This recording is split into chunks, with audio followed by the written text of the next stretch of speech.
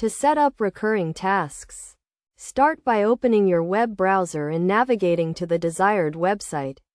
Upon arrival, you will see various options, including the ability to add tasks, search your inbox, view today's and upcoming tasks, and access filters and labels. You can also browse through projects, quick start templates, and team templates. To create a recurring task, click on the Add Task option and then select More Task Actions.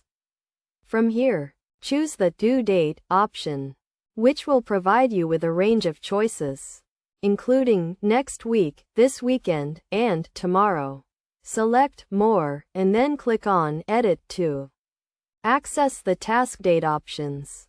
To make the task recurring, type in a specific interval, such as every Tuesday, and then click Save. A recurring task will be denoted by a recycle icon, indicating that it will be repeated at the specified interval.